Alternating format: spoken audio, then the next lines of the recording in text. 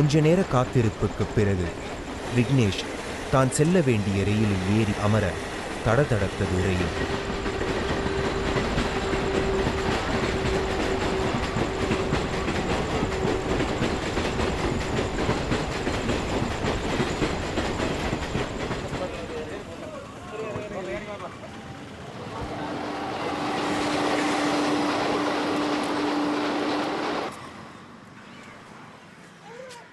ரயில் பயணம் முடிந்ததும் விக்னேஷ் நண்பரின் கிராமத்தில் உள்ள அவரது வீட்டை நோக்கி நடக்க ஆரம்பித்தார்.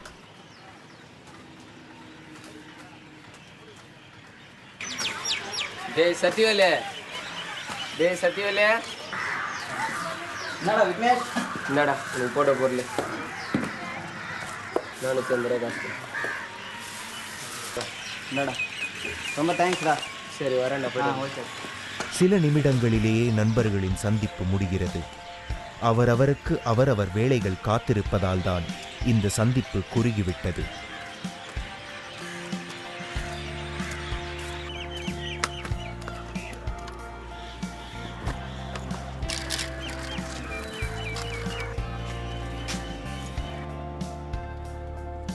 சக்திவேலின் கிராமத்திலும் தனது பொருட்களை விற்க வீதிகளில் குரல் கொடுக்கிறார் விக்னேஷ்.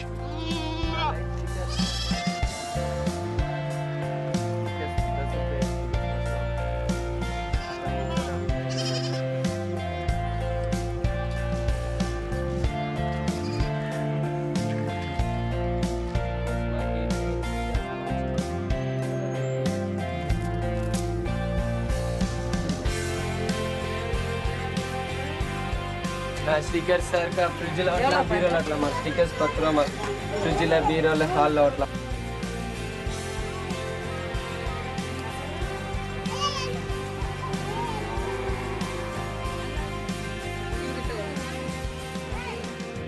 வண்ணமயமான ஸ்டிக்கர்களை விரும்பும் சிறுவர்கள் அவரை சுற்றி சூழ்ந்து விட்டனர்.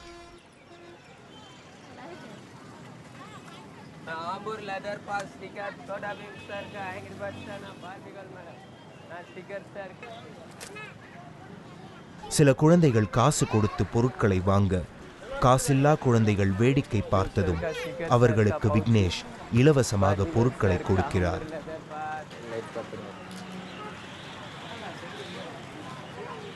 आंबूर लेदर पर सर का स्टिकर सर ना स्माइली स्टिकर छोटा भी मैडम ना विकी मॉस सर का एंगल बस सर का स्टिकर ना पाउच सर का स्टिकर्स मैडम आंबूर लेदर पर स्टॉल पर ना पाउच का स्टिकर्स मैडम किचन सर ना छोटा भी सर का एंगल बस स्टिकर्स मैडम स्माइली सर का ना आंबूर लेदर पर स्टिकर्स ना पाउचिंग आंबूर लेदर पर सर का तोल पर जेंट्स पर ना पाउच मैडम स्टिकर सर का की चेन मैडम ना एंगर बस छोटा भीम सर का बेंटेन का. கிராம உலா முடிய அடிவானத்தில் சூரியன் இறங்க விக்னேஷ் மீண்டும் வேலூருக்கு கிளம்புகிறார்.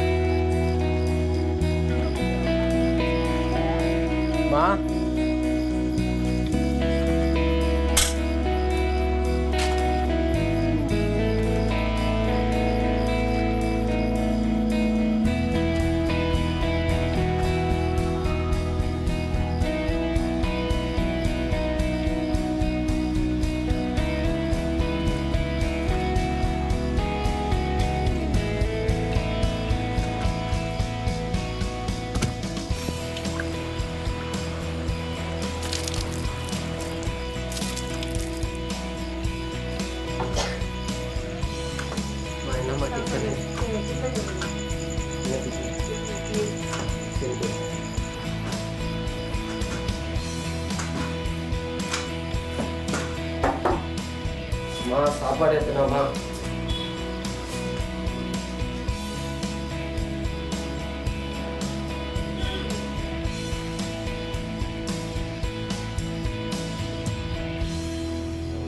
நீ சாப்பிட்டியாமா? என் தங்கச்சி பார்த்தீங்கன்னா 8வது படிக்கிறா. அதுக்கடுத்தது வந்து என் சின்ன தங்கச்சி 3வது, என் தம்பி 2வது படிக்கிறான். அவங்கள பொறுத்த வரைக்கும் அவங்கள நல்லா படிக்க வச்சு ஒரு ஆளாக்கி விடணும். சாப்பிட்றது சரக்குலாம் நீங்கள் பொருள்லாம் போட்டு வந்துட்டேன், வியாபாரம் பண்ணுற பொருள் எல்லாமே போட்டு வந்துட்டீங்களா? சரி. ஒரு இடத்துல உக்காந்தே எனக்கு சாப்பாடு வரும், தண்ணி வரும், எல்லாமே எனக்கு அந்த அளவுக்கு சலுகைலேருந்து எல்லாமே செய்வாங்க. என்னை வந்து ஒரு இப்படி தான் அண்ணன் இருக்கிறாருன்னு சொல்லிட்டு நினச்சி கூட பார்க்க மாட்டாங்க. அண்ணன் அதாவது வந்து நான் அடித்தா கூட சரி, அந்த டைமில் வந்து ஒரு நிமிஷம் வந்து தான் அழுவாங்க. அடுத்த நிமிஷமே நான் கூப்பிட்டா கூட என்கிட்ட வந்து உடனே பேசுவாங்க.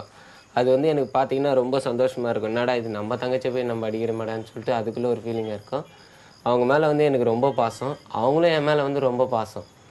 அந்த மாதிரி தான், அந்த மாதிரி நான் வியாபாரம் பண்ணி அவங்கள நல்லபடியாக எப்படின்னா ஒரு ஆளை ஆக்கி விட்டுடணும்.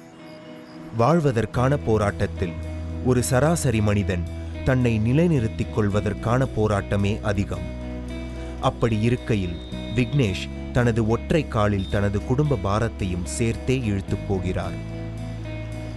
சின்ன வயசில் நான் பண்ண தப்புனால தான் எனக்கு இப்படியாப்பட்ட ஒரு நிலைமை. அந்த நிலைமையிலேயே நான் எப்படின்னா வந்து அதை மறக்கணும்னு நினச்சி தான் நான் போராடி எப்படி வந்தேன். அந்த தப்பே நான் நினச்சிருந்தேன்னா நான் இந்த நிலைமைக்கு வந்திருக்க மாட்டேன். நானும் 4 பேர் மாதிரி நல்லா எப்படின்னா கொஞ்சம் முன்னேறி வரணும்னு தான் ஆசைப்பட்டு தான் வரேன். ஒவ்வொரு நாளும் இப்படித்தான் விடுகிறது அவரது விடியல்.